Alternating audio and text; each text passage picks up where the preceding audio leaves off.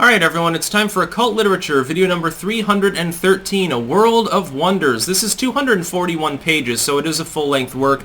Link in the description to my edition of this work on Amazon, second and third links to my books, blogs. This is a really good one, and it goes squarely under the Folklore header. Now, the actual Albany Points, which is the author of this book, that's a pseudonym for Catherine Gore, and it's interesting because she was mainly well-known in the era, the early and mid-1800s, for making like fashionable upper class like Tea Party style literature with a very womanly bent.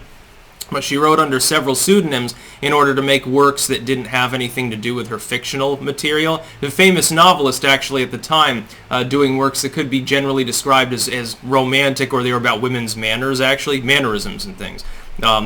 Prim and proper as opposed to promiscuous. But then, you know, you've got this, and this is a strictly rationalistic work. So this is a compilation of folklore, myth, and legend predominantly for the purposes of discrediting them or explaining how they're wrong. And of course, this comes from 1845, and that sets us up for something very interesting within this work. Some of the things that it actually, at the time it attempts to explain are bunk, actually now are credited as true. For instance, in 1845, exploration into Africa was mainly limited to the coasts and a few other regions, and the interior of the continent had been scarcely penetrated by Europeans. You had malaria, you had all these other diseases, you didn't really have the technology for people using, you know, modern technology as it was at that time, needing at least pre-industrial tech, moving large numbers of people, huge amounts of equipment to keep up their European style lifestyle. They didn't have the ability really to traverse like the Congolese basin. They would have dropped like flies, they did in many cases, and it was a big problem. It isn't really until later, really until the 1880s and so forth, that they really begin in vogue to do that. Therefore, when this particular work says, well, there's no such thing as a race of short-statured people that are literally mentioned in ancient Greek mythology, believe it or not, in ancient Roman mythology, that at the source of the Nile, which is at the edge of the mountains of the Congolese basin, there were people that were very short, and they referred to them as dwarves. Now, of course, we don't use that term today, but there are pygmy tribes there that are genetically speaking quite short. Due to a lack of nutrition in some cases, that reduces stature even further. With an average height of 4'6" or something like that, certainly to the people at the time that were apparently aware of their existence in antiquity, forgetting about them and relegating that just to myth until literally the late 1800s, indeed they do exist. They've been scientifically quantified.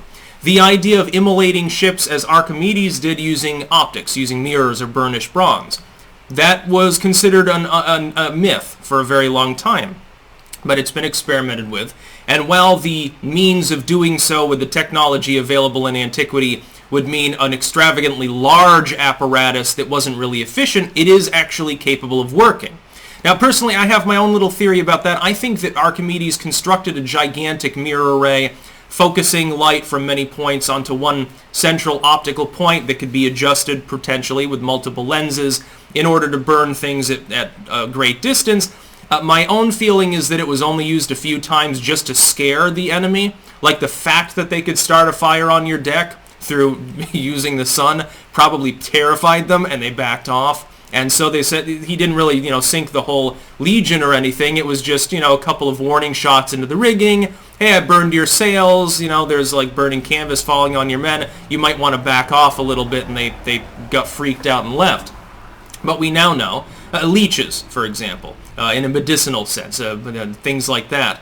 They're now accepted, at least in some ways. Then they were considered debunked, and I think that's almost the most exciting part of the book. But it goes into lycanthropy, like werewolves, vampires of various kinds, spirits, materializations, astral forms, astrology, mediumship, anything under the sun that is superstitious or paranormal. There's like 52 chapters in this work.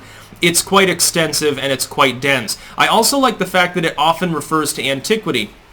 It attempts to actually dig through the history of these things, as opposed to simply saying, well, spirits don't exist.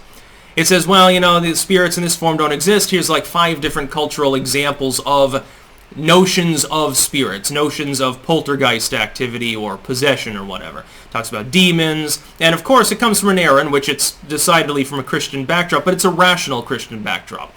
So it says, well, you know, I believe in Jesus, Orthodox Christianity, whatever. However, we know that this was a myth, and that was hyperbolic, and this was symbolic, and you get the first rudiments of rationalistic Christian thought at this time too, in many cases, where there was an attempt to sort of explain the phenomena that are spoken of in the Christian Bible, the compilation of books there, to try to explain them in a way that wasn't too ooky spooky, because people were beginning to get more into science and history and so forth, becoming more literate, and it was more difficult to convince them in an urban environment that demons and witches were around every corner.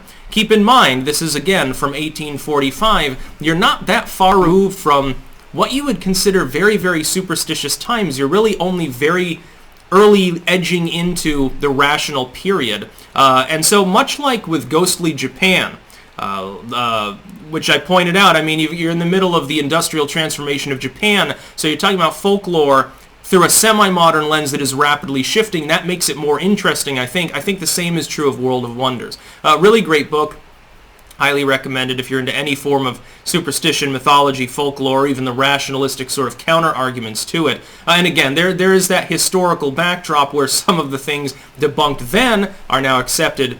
Really great book overall. Again, link in the description of my edition of this work on Amazon. Second and third links are to my books blogs. That's about all. Peace out.